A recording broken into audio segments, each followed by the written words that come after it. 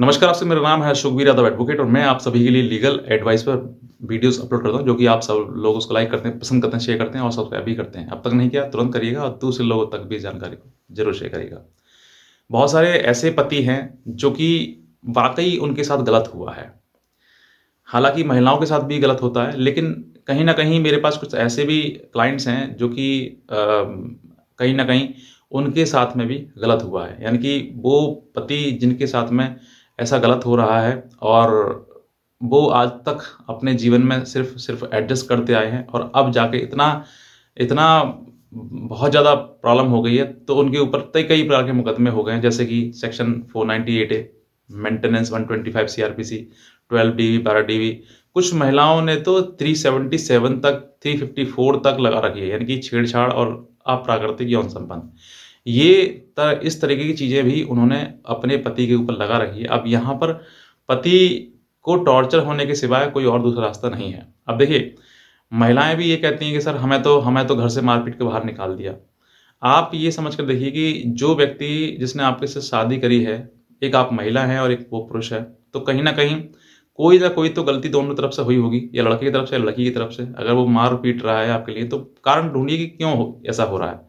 अगर कोई ज़िद है तो उस ज़िद को छोड़ दीजिए और अपने पति के साथ रहिए, क्योंकि सम्मान आपको पति के साथ ही मिलेगा। अगर आप अकेले रहेंगे, भाई के साथ, पिता के साथ, माँ के साथ अगर आप रहेंगे, तो आप सम्मानजनक ज़िंदगी नहीं जी रहे हैं। आप वही घिसी-पिटी ज़िंदगी जी रहे हैं। हर व्यक्ति आपके पिता से, आपके भाई से ये कहेगा कि आप अपनी बहन घर पे रख रहे हो, और भी कई तरह की बातें हैं, आप समझ सकते हैं मैं क्या कहना चाहता हूँ। तो ये सब चीज़ें जो है वो आप ये चीज़ें जो हैं आपको झेलनी पड़ेगी। बहरहाल बात करते हैं कि अगर पत्नी ने आपके ऊपर सेक्शन 498 ए, मेंटेनेंस जीबी या कुछ और आपके ऊपर केस लगा दिए हैं, जो कि सभी के सभी झूठे हैं। ये आपको पता होगा कि वो झूठे हैं या सत्य है। अगर आपने झूठे केस झेले हैं या फिर झेल रहे हैं, तो आपको आपको किसी प्रकार से परेशान होने की आवश्यकता नहीं है। मैं आपको ऑन वीडियो कॉल ये कह रहा हूँ, वीडियो पर कह रहा हूँ कि आपको परेशान होने की बिल्कुल आवश्यकता नहीं है। सिर्फ़ और सिर्फ़ अपनी सत्यता से लड़ते जाइए।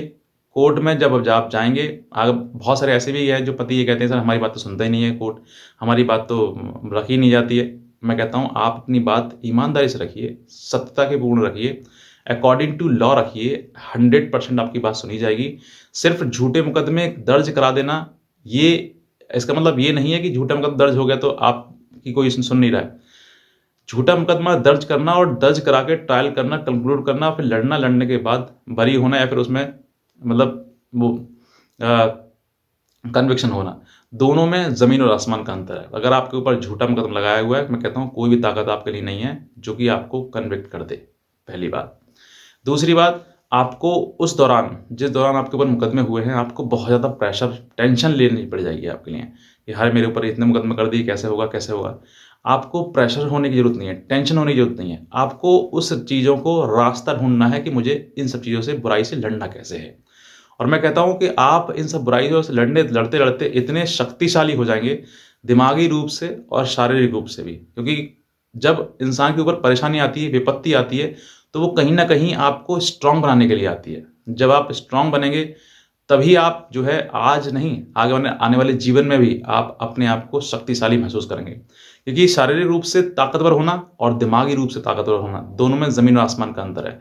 जब इंसान के ऊपर प्रेशर पड़ता है, एक टेम्परेचर उसके ऊपर आता है, तो वो बिलबिला जाता है, परेशान हो जाता है कि अरे! मैं क्या करूँ, कैसे करूँ? तो कुछ लोग तो ये सोचते हैं, अरे! जीवन ही खत्म कर लो, समाप्त कर लो इसको, नहीं जिया जाता। वहीं पर आपकी कायरता दिखाई जाती है कि आप कायर हैं, आप लड़ने योग्य नहीं हैं। अरे! लड़िए, जो होगा सो देखा जाएगा भविष्य में। चाहे 498 ए केस कर दिया, चाहे मेंटेनेंस कर दिया, डीवी कर दिया, ज़्यादातर क्या होगा? 498 में मैक्सिमम क्या हो सकता है? मैं कहता हूँ मैक्सिमम हार्ड टू हार्ड, अगर आपने मान लीजिए कि साहब गलती आप ही की है, आप ही की मान लीजिए पति की है, हार्ड टू हार्ड क्या हो जाएगा? मैक्सिमम 3 इयर्स का पनिशमेंट है, ठीक? 3 इयर्स में भी आप लड़ेंगे, अपनी बात भी कहेंगे, तो कहीं न कहीं गलती थोड़ी बहुत उसकी भी होगी, ऐसा नहीं है आप ही की पूरी गलती है।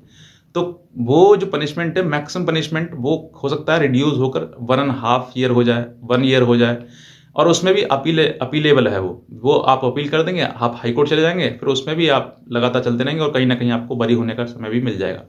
तो वो जो चीज़ें हैं, जो आप समझते हैं कि अरे! मुझे क्या हो जाएगा, क्या नहीं हो जाएगा, इन सब चीज़ों से आपको बाहर निकलना है। कुछ नहीं होगा, समय आने पर हर चीज़ का समाधान होता है। समस्या है तो समाधान है, बिल्कुल है। और आपके लिए सेक्शन 498 में ये हो गया, ठीक है, मान लीजिए। दूसरा, और मैं कहता हूँ होता नहीं है, बहुत ज़्यादा 99% केसेस मैं कहता हूँ lower court, high court, supreme court तक हर जगह यही वर्डिक्ट आ रही है कि महिलाएं जो है इसका दुरुपयोग कर रही हैं। और दुरुपयोग के साथ-साथ में ऑनरेबल सुप्रीम कोर्ट ने तो लीगल टेररिज्म बोल दिया है इस चीज़ के लिए, कि सिर्फ़ और सिर्फ़ उगाही के लिए, पैसा उगाही के लिए झूठे मुकदमे लगाओ, पति परेशान हो जाएगा तो वो पैसा देगा, यही बस और कुछ नहीं है। तो आपको डरना नहीं है, प्रूफ़ करना भी पत्नी की ज़िम्मेदारी है, पति की कोई ज़िम्मेदारी नहीं है। पत्नी इसको प्रूव करे कि हाँ, उसने दहेज माँगा, मारपीट करी, ये करा सब कुछ। ऐसा कहीं न कहीं आपके में कोई न कोई लैकुना होगा ही होगा कि भई ये नहीं है। बहरहाल बात करते हैं 125 की। 125 में मैक्सिमम क्या होगा? अरे ज़्यादा से ज़्यादा आपकी पत्नी है तो खर्चा बन जाएगा, बस क्या है? इससे ज़्यादा कुछ नहीं होगा। थोड़ा-मोड़ा, छोटा-मोटा मान लीजिए मैं कह रहा हूँ आपकी पत्नी पढ़ी लिखी है, तो ऑनरेबल सुप्रीम कोर्ट की कई रूलिंग आ गई हैं, उसमें भी आप बरी हो निकल जाएँगे, उसमें भी आपको नहीं देना पड़ेगा। किसी प्रकार से वो किसी के साथ संबंध में है, तब भी आप नहीं देंगे। किसी प्रकार से कोई और उसने शादी कर ली है, तब भी आप नहीं दे पाएँगे। पढ़ी लिखी है, कमाती है, तब भी आप नहीं दे पाएँगे। बहुत सारे लीगल टर्म्स हैं जिसमें आधार पर आप मेंटेनेंस से भी बच जाएँगे। मतलब कहीं न कहीं आपके लिए मेंटेनेंस भी कुछ आपको दिक्कत नहीं आएगी। जा सकते अगर मान लीजिए सब चीज़ आपको आपके अगेंस्ट जा रही हैं, तो आपको मेंटेनेंस देना पड़ जाएगा, सिंपल। क्या इसमें बड़ी बात हो गई? तीसरा बात करते हैं डीवी की। डीवी में भी आपका वही सिस्टम है जो मेंटेनेंस का है, घरेलू हिंसा। घरेलू हिंसा में भी आपने अगर कारित करी है, प्रूफ कर दिया, प्रूफ नहीं कर पाए, अपने आप को साबित नहीं करे, तो क्या होगा? मेंटेनेंस बन जाएगा उसमें भी। लेकिन अब ऑनरेबल सुप्रीम कोर्ट की नई रूलिंग ये भी आ गई है कि अगर आपको मेंटेनेंस एक में दे रहे हैं, सेक्शन 125 में दे रहे हैं, तो 12 डीवी में देने की कोई आवश्यकता है नहीं। तो दोनों में से किसी एक में ले सकती है वो। तो ये भी आपके लिए बहुत अच्छी, मतलब कहीं न कहीं आपके लिए लड़ने के लिए रास्ते आपके बहुत हैं। बस लड़ना है आपको, अपने आप को मानसिक रूप से स्ट्रॉन्ग बनाना है। अगर आप स्ट्रॉन्ग बनेंगे ना, तभी आप लड़ पाएँगे, क्योंकि झूठ दुःख देता है, लेकिन आपको स्ट्रॉन्ग भी बनाता है। मैं फॉर एग्ज़ाम्पल कहता हूँ कि जब भी आपके जीवन में, आप जब छोटे होंगे, स्कूल टाइम में होंगे, जब भी आपके जीवन में कोई ना कोई परीक्षा आई होगी, तो आपको बहुत ज़्यादा परेशानी हुई होगी कि यार परीक्षा कैसे आ गई। लेकिन आप सोच कर देखिए, वो परीक्षा जो है आपको नेक्स्ट क्लास में ले गई है। यानी कि एक पहली क्लास से दूसरी क्लास और दूसरी से तीसरी क्लास, और इससे बढ़ते-बढ़ते आप ग्रेजुएशन और पोस्ट ग्रेजुएट और अच्छे पढ़े लिखे हो गए। क्यों? क्योंकि आपने हर कदम जो है, जिस कदम आपको परेशानी आई, उसी कदम आपने एक कदम आगे जंप किया। यही जीवन की रीत है, यही जीवन का सीख है, जो आपको सीखना है कि अगर आपके जीवन में परेशानी आज है और आप बहुत ज़्यादा परेशान हैं, बहुत ज़्यादा विचलित हैं, मेंटली कोई काम भी नहीं कर पाते हैं, तो आप ये समझिए कि आप उस पड़ाव पर हैं, उस परिस्थिति में हैं कि इसके बाद अगली जो जंप होगी ना, वो हाई होगी आपकी। आप अगली क्लास में चले जाएँगे, चाहे वो सुपर क्लास हो, अच्छी क्लास होगी, मतलब बुराई नहीं, गलत नहीं होगी, लेकिन आपने गलत नहीं किया तो। और जहाँ पर आपने गलत किया होगा, तो भई देखो मेरी वो उसमें कोई आपके लिए राय नहीं है। अगर आप सही हैं, तभी मेरी राय है आपके लिए, गलत हैं आप तो गलत, चाहे पति हो चाहे पत्नी, मेरी कोई राय नहीं है आपके लिए। सही रखना है, अपने आप को सही करना है। तो अगर आप अगर झूठे मुकदमों से लड़ रहे हैं, तो लड़ते रहिएगा। समय के अनुसार हर चीज़, समस्या का समाधान हर का होता है।